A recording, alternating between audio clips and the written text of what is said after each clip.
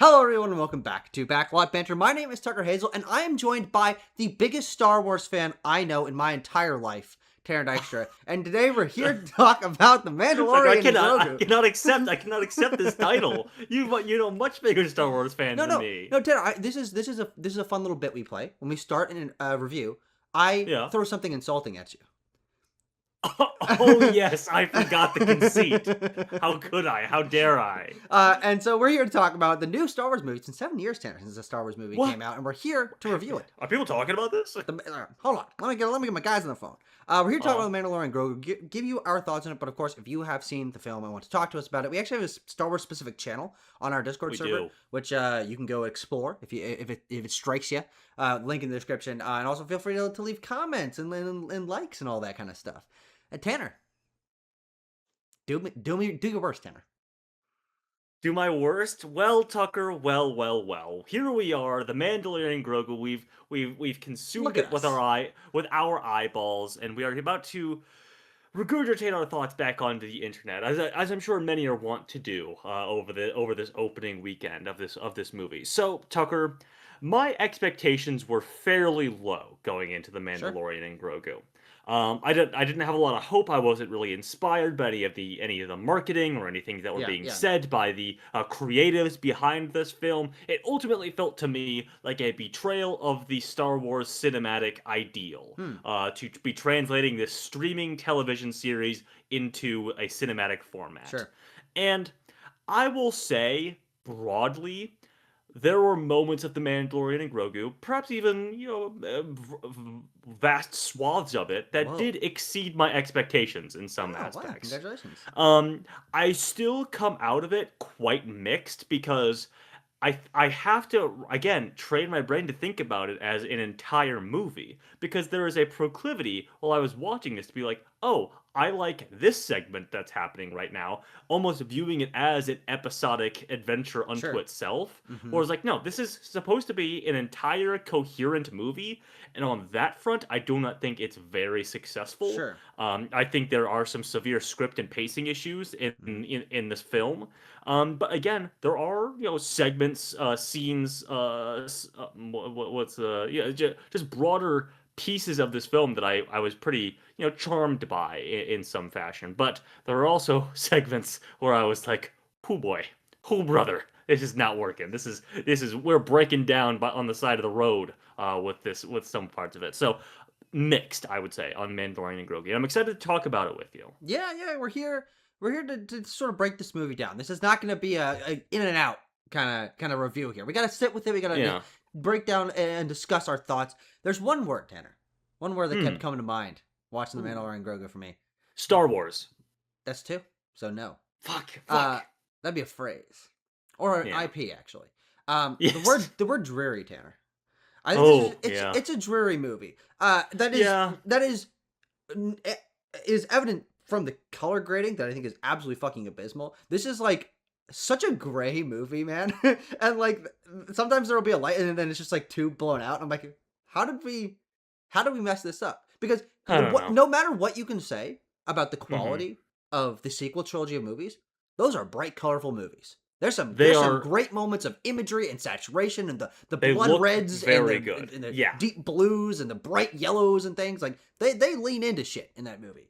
Um so color grading, I mean, I don't know how much more I really have to say about this. I think that like really Yeah. harms I the mean, energy of the film because I'm I always like, I can I broadly see concur shit, with man? you. It's like Yeah. it's so gray and like so dark and like you just get these shots. Yeah. Whatever. Like Yes. Yes. it's Yes. very poorly lit and it's very poorly color graded. That's one thing, and that enhances the dreary energy of it. But I also just think there's nothing going on under the hood of the Mandalorian Grogu. I Yeah. agree that there's like some solid moments of choreography. I think that the Mandalorian, as an action character, can lend to some cool moments of spectacle and Sure. combat. But this it's got no personality. This is an action figure and a stuffed animal wandering into scenes. And Yeah. It is. It really is that. I do have to admit this is some context for our review here. I never even finished the first season of The Mandalorian, and you That's didn't true. see, so I didn't watch 2 or 3, and you didn't see 3, and so neither of us are Right. operating on like full context of who this character is, what the story context. I don't even know where this is in timeline. Ultimately, I don't know how much that really matters. But what I'm presented with here in an over 2 hour long movie is a character with no personality that's carrying along a character Yeah. with no personality. And they interact with characters that I don't know anything about other than Rada the Hutt, who I think is maybe the most interesting character in this movie. Not a particularly high bar, but like, I guess. True. Um, and they wander into sequences where they're endangered. And that's it's kind of Well, put that on repeat. this is the fucking issue that a real issue that I have with this movie is that like because I think it's a great place to start out with is I love how you framed it as an action figure and a stuffed animal walk into scenarios because Yeah, that's absolutely fucking dead on. You hit the nail on the head with that. Um, and my thing with the Mandalorian is that yes, I don't think he's that interesting of a character, especially as presented like in a vacuum in this movie. There is a weird imbalance I feel of things that you're supposed to bring into this sure, movie, sure. preconceptions that you have, foreknowledge that you have of a streaming TV show that hasn't had a season in fuck like 2-3 years, I Yeah. think at this point. And Anyway, as far as I know, not a particularly well received one, and even longer. no, third season was pretty well panned, I would Yeah. say. But anyway, so for me, watching The Mandalorian as a character, Din Djarin, which I don't think anybody calls No, him in no this one says, movie. and also, frankly, they don't say Grogu very much either. No, they don't. Um, coming at watching him go through these action scenes and seeing him like haggle and try to intimidate characters, I was just like, I don't feel any drama or No, stakes here, because he's especially in not. He's the not particularly anything. He's definitely skilled in combat, but that's really sure, the yeah. only. Let's be honest. I think that's the only personality trait he exudes in this, other than like Well, caring yeah, because for Grogu. that's what He's got that's two what things. that is what the Mandalorians broadly in Star Wars lore are. Yeah. They are these harrowed this harrowed warrior culture Yes. basically, and that's kind of been lost to time, and that's why everyone kind of has this implicit interest and is so taken by the Mandalorian whenever he shows up somewhere. Um, but it also means that I don't feel any danger for the Mandalorian. It was like, oh boy, Mando's sure in it this time. Is he going to be able to make it out? I was like, yeah, probably. Yeah. Probably. I've never seen him basically not be able to handle Yeah, himself. yeah, And and they actually, it's do funny. like The two moments, and I don't know what this is necessarily saying about his skill, or like if this is meaning anything for like the greater context of the movie. The two times that he is not doesn't have the upper hand, and it isn't clear if he's going to make it out or not, are when people are playing dirty. And so it's like when Embo like he steps on like a mine or whatever, and he gets shocked. Number one, yeah I'm like, that's how the Mandalorian goes out. Like yeah yeah yeah he's yeah. like running the house to go. He just basically he ostensibly trips. And I'm like, Uh okay, man. huh. And then when the And then Huts like he slam does him get into the pit, poisoned, yeah, yeah, by which does decommission him for a while, and I want to talk about that segment in yeah, due yeah, time. yeah, But broadly speaking, outside of the exceptions, yeah, like I don't really feel stakes in any of these action yeah, sequences, and I didn't find them very compellingly choreographed or edited or staged or sure, anything. I wasn't really like in it in these scenes because this is decidedly more hand to hand brutal kind of sure, fighting that we've seen in a Star Wars movie, because the Mandalorian is up close and personal fighting with sure. blasters, and he stabs a lot of people. Like, you don't see people just get Sure. like regular stabbed in Yeah, Star Wars a whole there's like lot. a he like picks up a sword. I'm like, oh, that's right, that can happen. That Yeah, is a thing that they could be I'm like sure they could be exists like out there in Star Wars. physical blades in Yeah, yeah, Star yeah, Wars, and there's a lot of them in this movie for sure. Yeah, and they also don't put Grogu in harm's way that much from memory. Tanner, He's often you say that you saw this movie like 30 minutes ago, man. From yeah. memory? What the fuck are you talking Well, yeah, about? I'm just trying to remember broadly. He's like, okay, because a lot of times Grogu just does like a flip off his shoulder and like Yeah. hides behind something or Yes. something like that. So and, I understand that they understand the audience is like, well, Grogu's really cute. I don't want to see him in Yeah. distress Yeah. or anything like that. And when Grogu is in danger or whatever, it's often in a heightened sort of cartoonish kind of Sure. fashion, not in a way that you're like Grogu could get severely injured or No. die in this Yeah. sequence, like we're supposed to believe that that Mando could be. Yeah. He could be. I think that the biggest flaw with the Mandalorian and Grogu is that it stars two characters I don't care about. Sure. The archetype that we're playing with here is the wizened older character and the charming and It's likable younger character. it's lone wolf and cub. It's this Yes. dynamic that's been that's been done over and over again in every kind of like video game, movie, television Yes. series. It's this gruff old man and like cute sidekick. Yes. But like yeah, that is like the surface level descriptor of those characters here, but that's it. Like what is the Mandalorian have?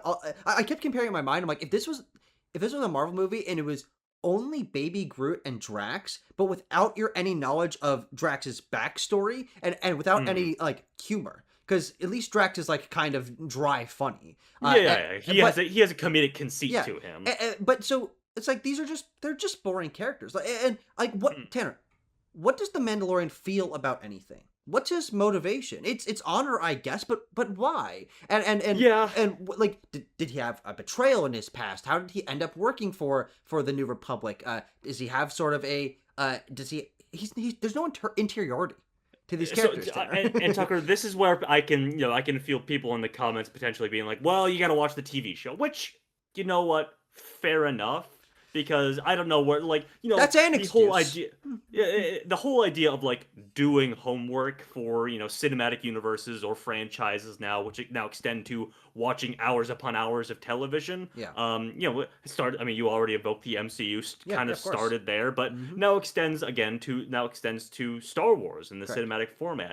And so we don't need to relitigate if that is fair to ask of a general audience or Yeah, anything yeah. like that, or how much baggage you can expect them to carry into a movie Hmm. like this. But like, yeah, I mean, frankly, broadly remember, yes, Mando's backstory of being adopted by the Mandalorian culture and everything like that when he was young, and then slowly being ingratiated into the New Republic through the rebellion of the first 2 seasons of the show. He takes up odd jobs and he has to learn because he ultimately has a heart of gold and he doesn't want to work for the skeezy warlords anymore. He wants Hmm. to be a good guy, be on the right side of Yeah. the intergalactic war or and whatever. that's all fair enough, and that's a decent Yeah. enough backstory.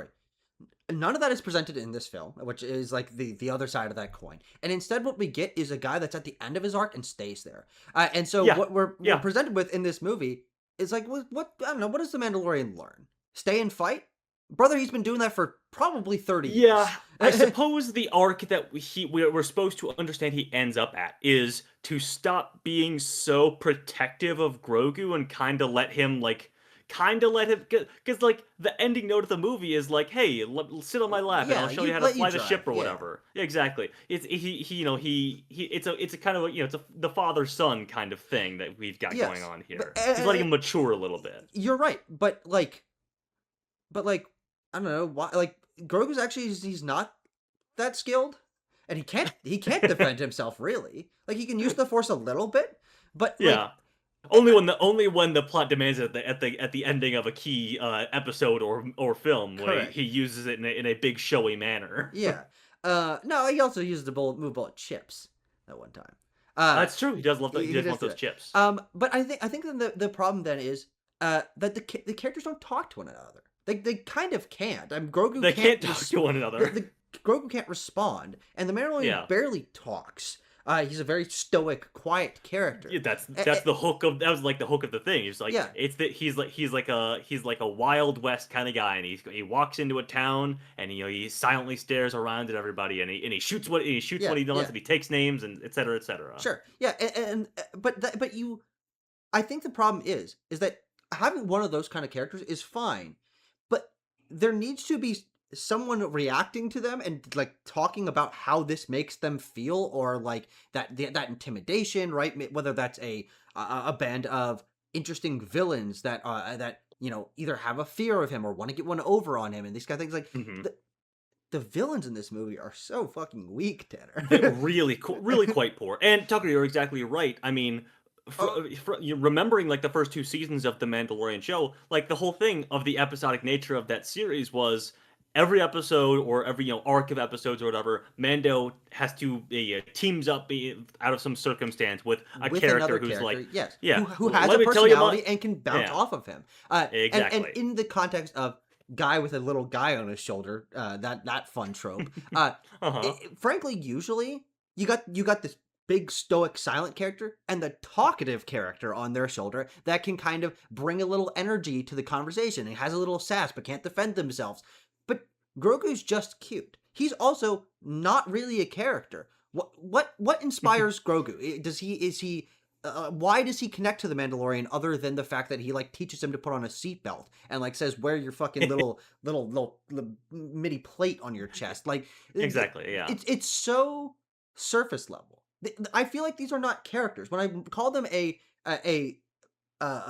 action figure and a stuffed animal, it's like Star Wars movie for me. Star Wars movies are great because of the imagery, because of the world, yeah, and this Yeah, movie yeah, yeah, has of that course. in part, but like it's the camaraderie of these characters. It's the back and forth, right? It's the little bit of sass that they have from one another. It's the things that they learn from Yeah, one it's another. it's like it's fucking Han and Leia. It's Yeah, Luke and Han, or yeah, it's Han and Chewie. Hey, Han's at the center of a lot of these. Harrison Ford, really yeah, good yeah, actor, and sort of key to the success of these movies or whatever. But it's like it's the one criticism you can levy at the prequels is that the dialogue is really wooden, and the actors can't really click yeah. into the camaraderie with one another. But even And then, here, it's sort of absent altogether.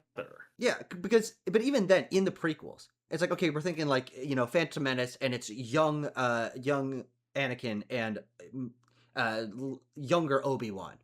Yeah, yeah, yeah. Anakin's like he's got a little spunk to him, right? He's not like he doesn't Yeah, he's a exactly want to be there. rapscallion. He's a Yeah. little bit he's a little bit feisty. Um, the characters never challenge one another, and they're dynamic. They're on the same page from the get go here, and they don't learn anything from one another. They like each other and they work together decently well. It's This like is I don't know, why man. I Like this is say it's so that flat. What's going this on is why I here? say the film does have some pretty severe scripting issues. It's that broad ideal that makes this movie feel kind of weightless and meaningless and ethereal. But also like when you do get into as dialogue heavy of sequences as this movie has, the holes and the sagginess of the dialogue writing really start to show themselves. And because so let's talk about it. I mean, we did talking about Mando and Grogu, and we'll talk about them more, of course. But like you said it, like Rod of the Hutt, portrayed by Jeremy Allen White, is kind of the most interesting character, the Yeah. character with the most like material in this movie, Yes. and he just repeats his material like two Dude. or three times, Dude. which is Tucker. I'm gonna hit you with something interesting about Okay. Rada. What does Rod of the Hat want, Tanner? So Rada, he wants to be his own man, What? right? So he's like You're the son telling me of now? Jabba, right? So he's like the son of Jabba, right? But like he doesn't want to be like Jabba. He wants to be his own man. Dude. And when the crowd cheers for him, boy, that's because they're cheering for him and not because they fear him like his dad. Yeah. And again, that is character texture. It is That's his something. It motivation. is something. It is a lot more than any other character in this movie gets. But even then, it's like that has an asterisk on. It's like, but you did not. Frankly, you didn't even need to say that. And what like a stronger It's characterization would it's have sort of a little bit implied that implied. through Yeah. through who the character is and the actions and the way he treats other characters. But Tanner, I don't know how you feel about this. Jeremy Allen White's kind of flat. Like, you know, Yeah, no, absolutely. he's just There's like, yeah, like Jabba was my father, and this it's is, I'm a gladiator, but like, it's he's I got kind of can I feed the little guy, man? yeah, he's got no take on the Your character your really. your dad's one of the good ones, little guy. Tucker, I think you should be casting the next Mandalorian and Grogu. Mandalorian Grogu 2 is Tucker Hazel as Rada the Hutt. Just skip the middleman. Um, Go for Grata and Grogu. I mean, they genuinely exactly. have a more interesting little dynamic, I think, because at least they're Yeah, playful. I totally agree. And again, like I don't have a lot to say about Rada the Hutt as a character beyond that, beyond the thing about his character that is repeated in kind of every sequence in every scene that he's in, because they don't have anything more than that. You know, it's hard to even define like his relationship with Mandalorian. These two characters who can and do talk to each other, you know, Yes. a handful of times throughout the movie. I was like, what is the interplay between these two guys? What? Yeah. What It's dynamic do they play into? I don't know. you know, They're just kind of two different guys that end up in scenarios together. and then yeah, because I remember at the end when he just like pops up at the end again, Yeah. and we're like, oh, what is the conclusion to Rada's character? Because I thought that he was gonna maybe be like, oh, like I'll take over the crime syndicate, the Hut, you Sure. know, the crime But family or do it whatever. for better, But whatever. yeah, kind of use it to positive ends. But he's just like, oh, I don't know. I guess I'll join the New Republic. Yeah. He's And like, I Mando's kind of like, want to do that, and they're like, yeah, sure. And Mendo's like, I don't think you should do that. And then fucking Zeb Aurelius, goddamn, he's in this movie. He's like, hey, no, you should do that. I got a shirt that you can wear. And he's No like, shot. okay, I guess I'm doing that. And by the way, bullshit. There's Yeah. never been a hut that needed a New No, Republic no. outfit. The thing about Rada that's like this is very surface level, but it's like it's cool to see a hut character utilized in a different way, and frankly, utilized in a more material way. This is as far as I know, I'm not widely or deeply familiar with the breadth of Star Wars, but like especially in the movies, it's the only time we've really seen like a hut like fight or be a different kind of Yeah, it's true. personality. Like, and for me, it's like, okay, I kind of dig that spin. I Speak think English for that matter. true. There's a lot. Yeah, There's like a couple of huts talking in normal tongue normal talk. in this Yeah, film, and can't say that I really enjoyed that. no, it's a It little felt weird. like jarring, and especially when it's Jeremy Allen White's voice Yeah, coming out of a hut. It was like he's just weird. Just feels off and weird to me. I don't, there's no like discernible positive or negative hard line about that, but I'm just like, I don't know, just feels weird for Star Wars. well, That's ultimately what it feels I like. think that he just needed a more charactery voice because Yeah. he's such a character, he's such a presence, and the idea of a hut that wants to change his ways and doesn't want to fall into the family, crime syndicate, and is more hmm built, like he's standing up a little bit He's more. It's like, jacked. Yeah. all these Yeah. things are interesting. Like I'm intrigued by it, but then he's just such a flat character.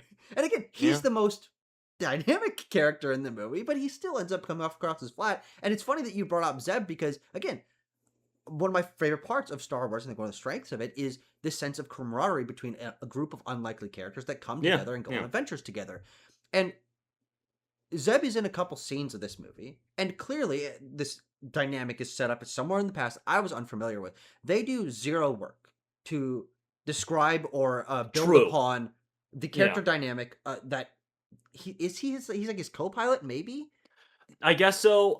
Again, this feels like a Mando season 3 Ahsoka live action series kind of development that I am not privy to at all. Yeah, But yeah, I guess at some point like Mando and Zeb like hang out now and work together as part of the New Republic now. sure. And so I'm like and so when he pops up on screen, I'm like, I know who that is. That's Zeb Aurelius, dude. That's a He's from cartoon character from cartoons. he's from Star Wars Rebels. But I have to imagine again. I was sitting next to our two friends, who one of whom had no idea who that fucking guy was, Yeah, and he's I just barely like, do. I never saw Rebels. yeah, Did you watch Rebels, Tanner? You just are aware. no, I just know. I Yeah, just through osmosis, I'm like, that's Zeb Aurelius. yeah. And Did they also say because his like name in the movie?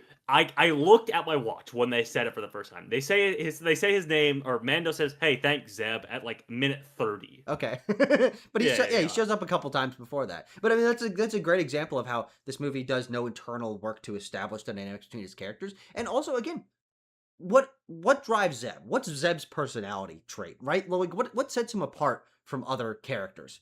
I don't know. Like even I can excuse a character that's decently shallow or not in the doesn't have a lot of screen time if within that screen time they're utilized in a way or written in a way that makes them somewhat memorable. You can have a fun little site like Watto.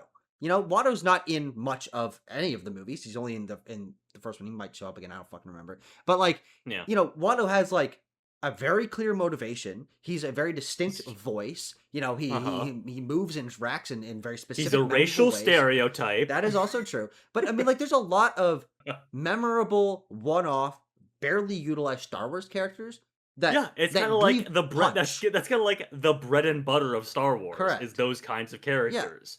Like Um, Babu Freak, who's in like 5 minutes of Rise of Skywalker, is six yeah. times the character. Than Zeb He Orrelios, is who's he is so much of a character in that limited screen time that they bring him back for this is it movie. him? The neck, It's no, I think it's I just like guess so. I guess I that that's another weird thing where like they just like Tucker. I have they to. add I have Star to. Wars minions to the little group here. Okay. Yeah, they are like. I was getting some real minion vibes, and so I was like, I don't think that minions are that funny, but why do I think? Why do I kind of feel like the Babu Frick guys are funny? I don't know. I think it's Is because this? they move like this. Yeah, that's pretty good. The Uh, puppetry in this movie is quite excellent. That's one area oh where yeah, I'm not going to absolutely, insult it. absolutely. I think that having the breadth of that be Grogu and these little whatever the species Babu Freak is part of, I like call them Babu Fricks. Yeah, yeah, like they are charming. Like that is an element where this movie succeeds. absolutely. And listen, I don't want to shit on this movie all this whole review because again, I was enjoying myself for some of these segments. I mean, were you enjoying yourself at all during this movie, Tucker, or were you just kind of like at a dull hum for a lot of it? No, Just kind of genuinely asking. I mean, well, let's go through some of the sequences that you liked, and I'll let you know Sure. like sort of where I agree or falter. Yeah. Well, first of all, I just want to make sure I pin this. Um, in the opening sequence here, this first like 17 minutes that was shown at CinemaCon early this year, that where there was this opening sequence in like this snowy sort of environment with the AT-AT walkers and everything like that. I do want to pin this that the first moment of this movie really sort of making me laugh, making me enjoy something was when Mando was trying to aim the cannon at the escape pod that the villain is getting away in, and all the hand grenades are like beeping behind him, and the way they puppet Grogu's little hand tapping on his helmet Ding, ding, ding, ding, really ding. really Yeah, fast. it's really funny. It's It's a good it's moment. very funny. It's very funny. I like that. So let's try to work through the plot of this movie. So there's this opening sequence. Did not like it. Did not care for it. It kind of started on a Yeah, sour note for me. yeah. I don't know. I think I was okay with it. I think that the way they use sort of the spectacle of the AT-ATs is kind of neat. Yeah, I guess so. And But again, he suffers uses a lot for he me. uses his grappling hook a little bit and fire, and I'm like, yeah, those are kind of cool, you Sure. know. One of the worst looking segments of the film, I would say, for me, especially because it's the contrast of like the bright snowy environment with the general lighting of the movie does not mesh at Yeah, all, it's and very so great. that was what it's look. That's where it's like really gray. Again, started off on a sour Yes, note for me. I also will Then, say the yeah. ATST going down that mountain that was rough. Oh yeah, yeah, It was yeah. so choppy That's going it. down. I'm like, what? Again, that was the moment for me where I was Put like, him on a okay, this fucking feels speeder, man. Like I don't know, like why'd you choose that one? previous to this, it was like, okay, this could conceivably be an episode of the Mandalorian TV show. And then when that happened, they're like, and this is like a movie budget CGI Sure, thing. I was sure. like, ooh, yikes. You sure about uh, that? yeah. So then we go to Sigourney Weaver, New Republic, and Tanner, we get the she's so understanding of boring. What's her absolutely, motivation? she's What's her really boring. personality trait? She's like, good on you, Mando. Good job. Mhm. Mando, you sure did it, but hey, you're kind of sloppy when you do Yeah, these things. kind of messy. Like that's like her. Uh huh. That's like her thing is that he It's a gets it done catchphrase. messily. I'm like, Uh I huh. don't know, man. He seems pretty skilled. Like, could anyone really have done it better? Yeah, exactly. And now here's your next assignment. So yeah, so we're moving straight through that way, And I and also have then to say, that's I when think that I have an issue with the way that his dynamic is portrayed with the rest of the New Republic sort of rebellion people. Is yeah, they like just kind of look at him and then they're just silent in the yeah, background. There's no but there's no camaraderie, and they don't even play into that as like he feels kind of isolated or they're kind of intimidated by him. There's a way to play him not being a part of this community that enhances his character and personality by the portrayal of how people interact with yeah. him. People don't It's interact with him. it's an issue of Dave Filoni and Jon Favreau being like, and he's the coolest guy in any room that he walks into, and everybody sort of sits and is in awe of him. Like Dave Filoni, maybe. Well, I wanted to get there Yeah, eventually, we'll talk about that at the end. But so then he goes to the Hut Planet because the general plot hook of this movie is we have to rescue Rod of the Hut because the current twins in charge of the Hutt crime family, Know something. they can get us they to this know guy. they know where this former Imperial captain is hiding out. If we give them Rada, then they'll give us the information. So there we go. So we go to the Hutt planet, and they're like, Mando, we're telling you the information that you already know. And he's like, okay, I'm out of here. And so he leaves. And we go to No, he didn't know the planet. He didn't know the planet. Again, I'm like marginal difference. Yeah. Like it feels like we just need to take a detour to the Hutt planet for to see it and establish it and move on. Yeah. Which is fine enough, I guess, for story purposes. So then we go to what's it called? Who cares? It's not Chicago, but it sounds like Chicago. Shikari. Oh, So we go to the moon of Shikari. Correct. So we land on Shikari. I think it's a pretty cool looking Star Wars city, and it's cool to see the Mandalorian in this environment, because a lot of the times he's in he's in a desert or a mountain or a grassland or something like that.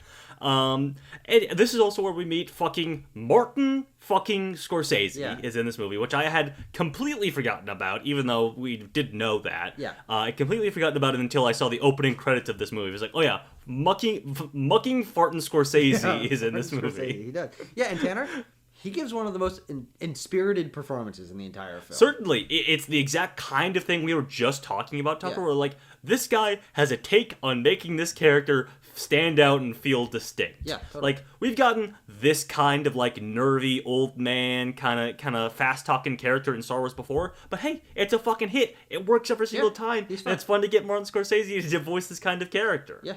And I leaned over and told my dad, I'm like, that's Martin Scorsese. Which also, very funny. He's got the fucking eyebrows. You can tell.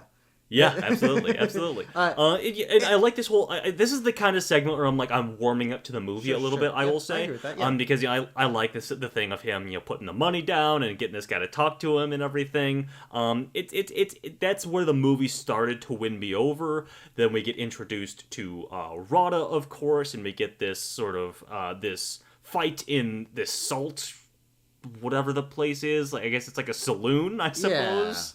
Not it's meant to invoke. Yeah, but like this whole segment of the movie, and even like the gladiatorial fight and everything like that, was like, this is starting to win me over a little bit. Again, and for as much as we've derided him and called him a stuffed animal and etc., like, Grogu is fun to watch. When he's like shimmying up the little rain pipe or whatever, I was like, this is cute stuff. I'm entertained by this. Yeah, it's shallow and fluffy, but it's fun. It's cute. Yeah, and I think that is like where I praise and criticize this movie in equal measure, is that I'm like, Grogu's an interesting character to watch. We don't get a lot of main characters in feature films that are treated like this and animated like this and all that kind of stuff. So I'm like, this is a quality part of this movie. There's like nothing behind those eyes, but like, yeah. But I agree, it is cute, and I think that this segment, I think this was maybe my favorite section of the movie. I think that being introduced to Rada and warming up to him and having his dynamic with Grogu kind of start, and being in the gladiatorial arena, like there's a good amount going on here, and then it spins out into like what is a pretty kind of fun chase scene. They're forced to work together in the arena.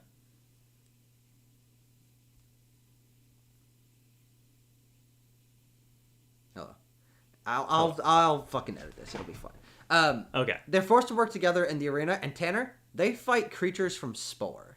These fucking Glupshitos, this is the highest congregation of Glupshito per square inch that we've seen in any fucking Star Wars movie. They're coming up with guys and they're sticking fucking bionicle parts onto weird creatures that have claws and eyeballs coming out of weird holes and shit.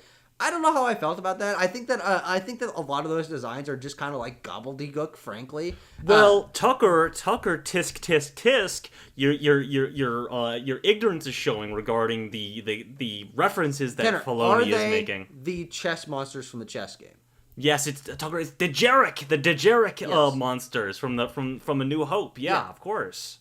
They're not that cool. Oh no. Yeah, I mean, no, Tanner, again, I got it. Just still wasn't good. Yeah. There's fair still enough. That is totally fair, and again, only exist in that sense to be like reference to Star Wars. Ah! Yeah. Yeah. No, but yeah, I like the chase sequence after that, but and I like the idea of them fighting against these things, but I do think that I think the idea of it being a reference to something that has history in the series takes precedent over this being like an interestingly choreographed fight with compelling or intimidating opponents. Yeah. Also, again, just know that for basically every scene that we're praising, just know that my asterisk on this is always, I wish it looked better. I wish I could see more of what was going on here. It's so dark in the arena and also like out on the street, but also, but like the lighting, like contrast between the neons and everything, the neon signs and the what we actually see going on is not correct. Like I just wish all of it just looked better across the board. So we can ultimately capture Rada and we get him on the ship and everything like that. He's like running away, and then he just kind of gives up and he's like, "Can't blame the guy for trying." And I'm like, that's how you're ending this scene? It's like, okay, so like you're not actually a bad. Well, so it's a weird reframing of that dynamic again. Yeah. And then we're flying and we're gonna go take him to the twins, but then we're like, up, hang on, gotta turn around because actually Rada knows the information that we're looking for already. The guy that we already met was actually the Imperial officer. Called it, knew that immediately, by the way. And so we're turning around actually. So there's a couple of points in this movie, like I already talked about, with the weird moment of just stopping by the Hutt planet and then getting some like basically the same information and moving on again. I was like, the script just needs to be tightened up in some fashion. The fetch quest of this movie, the story math of this movie just needs to be tightened up in some fashion. So we turn around and then we get this pretty kind of lame like assault on the mansion sequence. It's so short. They're like, oh man, this is gonna be real. We're tough. gonna need some backup to do this, it'll be fine. And then it is. And then the backup is just basically getting Dave Filoni getting to use Zeb in an action scene a little bit, I guess. Barely, yes, but he goes in, they capture the guy, they get him out, and then they're like, oh man, fire up the engines, they're really coming after us. Not really. It's like one speeder with 4 stormtroopers who are really bad shots. I mean, that's like obviously a iconic thing about a Star Wars joke. But like the fodder in this movie is so foddery. It's like crazy. Yeah. They don't do shit in this movie. They all go out like fucking chumps. Not a lot of stakes. I feel not a lot of stakes. But that's a moment where they're like, oh boy, we really gotta get out of here quick. And like in any other movie where they're saying that, it's gonna be like, a giant fleet or a set of ships, and they're gonna have to get out of there by the skin of their teeth. It's a couple small ships chasing after them. Pretty chill. This is by like one of the chillest Star Wars movies, which is kind of interesting. And we can go faster through the rest of the plot to talk more generally about the movie again at the end. Again, this is where my interest sort of dives off a cliff again, and then so after this. Then we go. That's when we go back to the New Republic people, and it was like we got the guy, turning him in, bada bing, bada boom. Mandalorian's like, boy, that was a tough one. I guess I better go take it easy for a while. Yeah, I'm gonna go take a breather, guys. And then that's when Tucker fucking clear the floor. Embo shows up. Holy shit, everybody! Fucking Embo is here. Exciting times for all. Embo has shown up. I don't give a fuck about Embo. I just know that he was like sort of he was like the glup shitto that they kept pushing in the marketing and everything like that. So dude, he's like a non-factor in this movie. Yeah, no.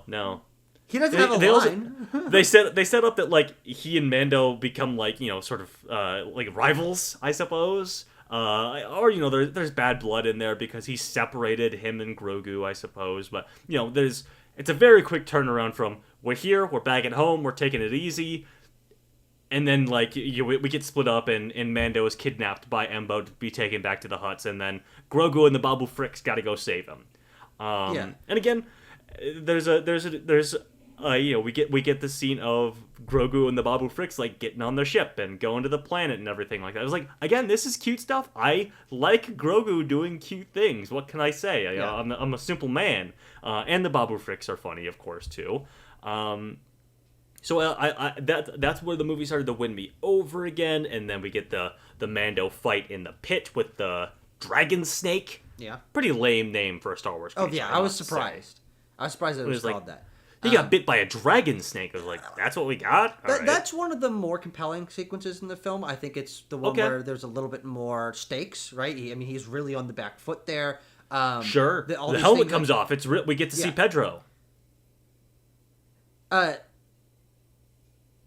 Interesting thing about the helmet coming off moment is like that's the only moment you see Pedro Pascal's face in the whole movie. And they like make this thing of like, oh man, you really fucked up. Like you really broke Mandalore culture here, man. Fuck. And like again, obviously something that's very well established on this show, but coming in, there's no context that's set up earlier, and he's not like that upset about it. Like he just kind of sits there and he's like, well, this is the other thing is that his helmet comes off all the fucking time in the show. Not in the movie, though. So not in the movie, no.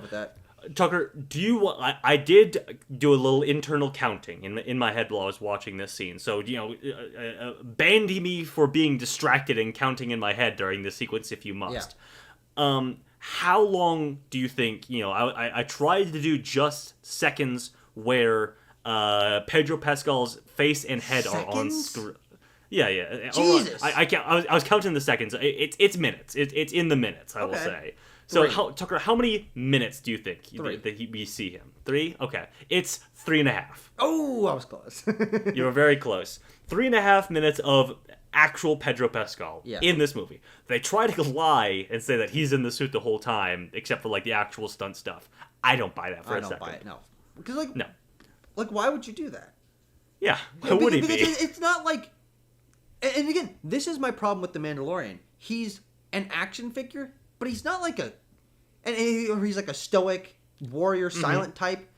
But he's not any version of that. He's just that. He's not gruff. He's not kind of angry. He's not like aggressively weathered. He's just kind of there. And so, and that's one of the things, like, Pedro Pascal is a very talented actor. I've seen him in many things that I've really quite enjoyed. But, like, you don't need him in that suit because what are the Mandalorian's mannerisms? He just stands around. He doesn't have, like, an iconic way he holds his body. He doesn't have, like, I don't know, he'll do, like, slides or things like that. But, like, he's not...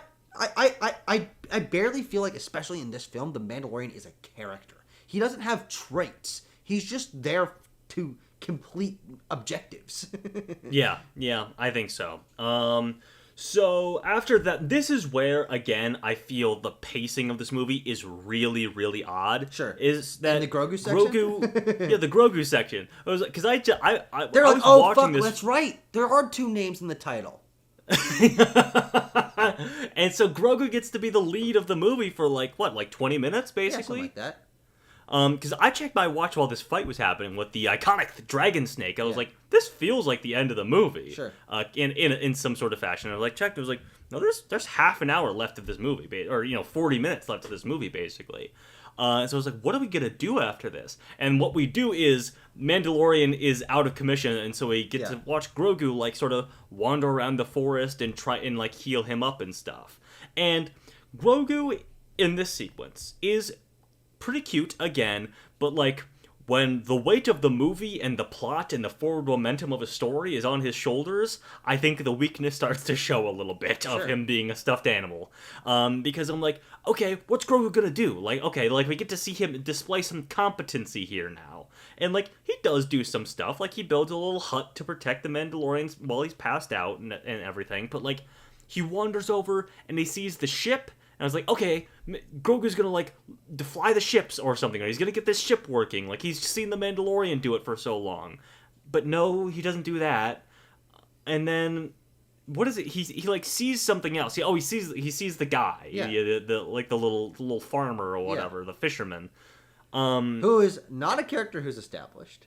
No. He steals one of his fish, then he comes back, hides from Embo for a second.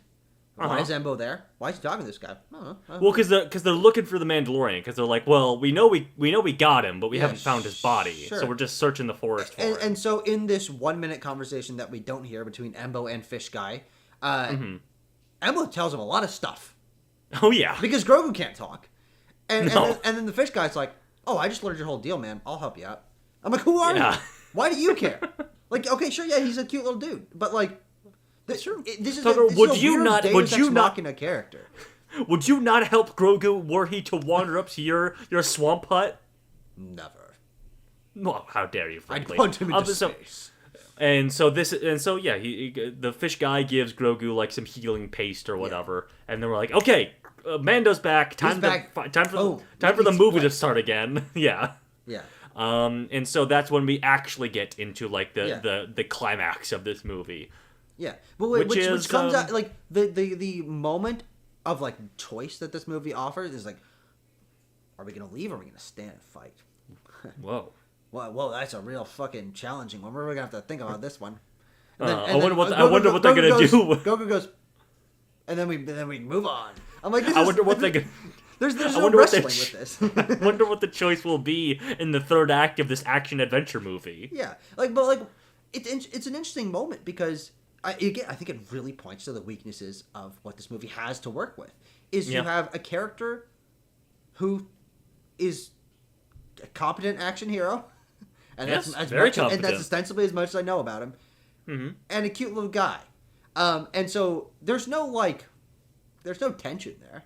There's no question. There's no, I've got this plan, you've got that plan. I want to be in charge. You want to be in charge. There's no. We're gonna do it Grogu's way finally because he's been wanting to do it Grogu's way the whole time. Sure. He just kind of goes, let's go along with your plan. Absolutely. It just goes kind of. It's funny because then it just kind of like goes as planned. Like they break in and then they beat the robots. They almost get exploded. When Mando for some reason is like, yeah, blow this shit up while we're in here. By the way, Mando, just have them blow it up afterwards. It's okay. The Hutts are defeated already at that point. They're dead. He's just really worried about like these super battle droids or whatever.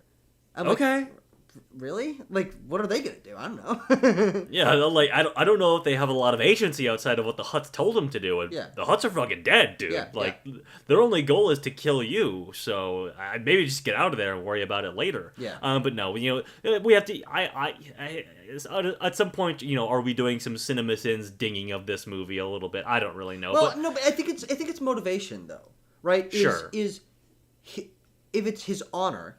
And that's like his one character trait, and also like sort of gold, heart of gold, whatever. The heart of gold choice that he makes is to take down the Hutts so they do not enact their debauchery upon others. I can accept that as a motivation, but then he's like, oh man, there's so many battle droids here. You gotta nuke this place, and I'm like, you seem to be doing pretty fine, like. You're running away, and they're coming after you, but they're not. You're not. I don't feel like you're in danger. And he's like, you gotta blow up the whole thing. I'm like, why, man? Like it's right there. Like I don't know. Just go jump on the water. It feels pretty low stakes throughout, and I'm not saying that there needs to be like galactic stakes, like there needs to be a Death Star or something like that. But how about a little coherent internal stakes between the characters or something like that? Something that feels a little bit more material than again like the pretty flat stuff that we've been pinging this movie on this entire review. And then, the movie's over at that point. He goes back to the New Republic, and again, they do it, and he's like, "Okay, Grogu, here's how you fly the ship." End of movie. Yeah. So. Oh well, no, because Dave Filoni comes in his X-wing and comes and helps him. That's true. Okay, so let's talk about the Dave Filoni stuff. Just because I don't have like a hot take or anything on this. It's just like. Come on, man. Have a little fucking decorum, You are not the Stan Lee of this, okay? Let's pump the fucking brakes here, all right? He's probably going to be. You've arguably ruined Star Wars for the foreseeable future, so maybe don't get your ego too inflated. Don't let your head get too big for your fucking cowboy hat. And Tucker, I cannot believe that he wears the fucking cowboy hat in his first of 2 cameos in this movie, by the way. Not even Stan Lee was at least had the wherewithal to be like, well, once per movie is obviously enough. I can't be in it twice. Yeah, even Ed Boon. Even Ed Boon was like, one scene. That is the rule. That is the cameo rule. Is it you get one fleeting scene. Yeah. And so I see him with the fucking cowboy hat in the New Republic hangout. You roll your eyes and you're like, oh well. Oh well. I can't believe he's wearing the fucking stupid hat in this cameo, but whatever. But then no, he's like and I want to fly an X-wing, and here I am flying an X-wing. Whee! I'm flying with Sigourney Weaver. Woohoo! I was like, this fucking nerd, dude. I want to fucking push his head in the toilet. What a nerd. Yeah, I also think that, like, again, because it's not established, how do these characters feel about the Mandalorian? What is their respect level for him? If he's one of their own, like, I don't really get that feeling from how the movie presents their dynamic up to that point. And so when they, like, you know, come along because the Babu Freaks, like, got them, I'm like, do you know the Babu Freaks? Why do you believe them? Like, I mean, and also, frankly, like, how long have they known the Mandalorian? Why are they so concerned about him? Like, they're nice guys. Hey, we came. I wish I could do the voice. Yeah. I wish I could do the voice, but I love the, like, we came back because we said so. Yeah. It's like, yeah, you did, guys. Nice, nice. Yeah, I don't know, Anyway. man. I just there's nothing behind the eyes of this movie. I mean, it like, Yeah. it has none of the spunk or the spectacle of Star Wars. Yeah. I like there's neither, like, the whimsy or the awe that I felt in other Star Wars movies. It's Definitely. it's competent at best action set pieces starring, I think, strongly below average characters. And it makes it, I think, a very weak movie, and especially a weak sort of, like, return to form for the cinematic Star Wars movie that it's been a long time since we've gotten. For me, it just really comes down to, like, yeah, this movie's kind of got, like, a kind of like a sugar coating to it that will tide you over for long enough stretches of it that it can go down easy. Which is why that I think broadly, you know, we'll see the audience score or whatever comes of, or the cinema score or whatever the general public thinks of this movie. I think will be fairly positive, just because that's the kind of vibe that it gives off. It's like, oh, this is a fine enough, like, sort of Star Wars adventure. But for me, like, again, the sugar coating of this movie for what it has is not even that consistent for me. Like, at the most positive I can be, trying to be like, oh, I had some fun with it, I'm like, maybe a 5 out of 10, you know, not to get too ahead of us giving a score to I this think thing. we're rushing towards that, Tanner. Yeah, and ultimately, like, the more I think about it and the more I maybe reflect on it, and goddamn, compare it to Star Wars, the cinematic oeuvre, I'm like, at least the fucking prequels felt like they were building to something and that they were doing something internally in every single movie. This doesn't really feel like that. It feels, you know, it's easy to levy this criticism, but I can't help but feel that it's true, that it's like 2, 3, 3.5 Mandalorian episodes sort of crammed together a little bit. Yeah. Like, stuck together with some chewed up gum. Yeah, and the chewed up gum is like, oh, here's a sequence with, like, a really big explosion. Or, like, you know, the AT-AT walkers. I'm like, yeah, you're probably not going to do that in a... I mean, maybe. I don't watch the Star Wars TV, but I'm like watching this and I'm like, oh, you're justifying this being a movie. But it's like, I don't know, it's not... It still feels kind of, like, small and, like, kind of fleeting. I just wish, and it's the Jon Favreau of it all too. Is like, this is kind of what his mode is now as a director, is just like a safe corporate hand, a safe corporate agent, to deliver your IP to you, whether that be a live action remake of something or a reboot of Star Wars movies in theaters or whatever. Is like, yeah, he could deliver something that goes down easy enough for general audiences. And I don't know, there's something kind of cynical about that at the end of the day for me. Anyway, I'm gonna give Tucker. I'm gonna give the movie. I'm not gonna give you a 4.5 out of 10. I'm gonna give Star Wars, The Mandalorian, and Grogu a 4.5 out of 10. Yeah, I'll say 4 out of 10. Yeah, I'm just not a fan, and it's not like I think there's much more to get out of this, right? I'm like, on a rewatch, again, I'm not gonna be like, oh, I missed all that. I'm like, no, I feel like I got again. It I was the first time. I was thinking about it about it watching this movie. It's like, I would honestly rewatch any Star Wars movie as opposed to this one. Sure. Like, and like, is it at the bottom of my rankings simply because of that? I don't know. I'll probably think on it some more. I think it's one of those ones where it probably will be for me. I don't know. I feel a lot stronger about Episode 3, which is my least favorite Star Wars movie, where, like, a lot of that movie annoys me. Like, I'm like... Sure. like I'm like blowing smoke out my nose and like rolling my eyes during a lot of that movie because I think it's really obnoxious. And so like yeah, that's probably worse, but like it's still again, probably a stronger movie. Like there's like emotional stakes stuff. there. Yeah, the movie has stuff. It is George Lucas trying things and perhaps failing on some counts as well in his prequel films, but like. Is Jon Favreau and are Dave Filoni and Jon Favreau trying anything in The Mandalorian and Grogu? I don't think they are. I can't really be convinced that they're really trying to develop these characters in any compelling way. More so that this is just like a logical conclusion or like a requirement of the Walt Disney Corporation to spin them off in this fashion to start making Star Wars movies again, because the Star Wars TV experiment has sort of proven to be kind of a failure. Sure. Yeah. No. It's. And on that note, like again, we must reiterate that like. If you are a huge fan of the Mandalorian TV show, you probably bring a lot more to this movie than we have brought to it, obviously. Yeah. So you probably like it quite a bit more, which is why, and I feel like it's fair to do a plug as well at the end of this hour-long review, that like we obviously wanted our good friend and oftentimes co-host Abram Buhner to be on this review.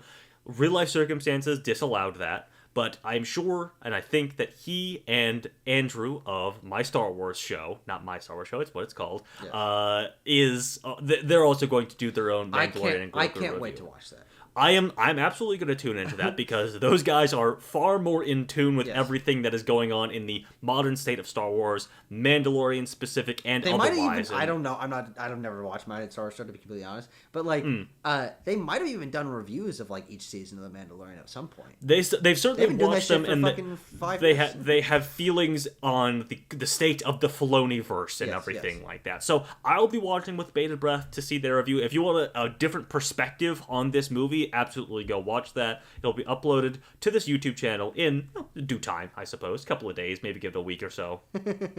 Yeah, well, thanks for watching, guys. I don't know. I don't have much more to say, but thank you for watching. Thanks for sitting around with us. Yeah. Oh, boy.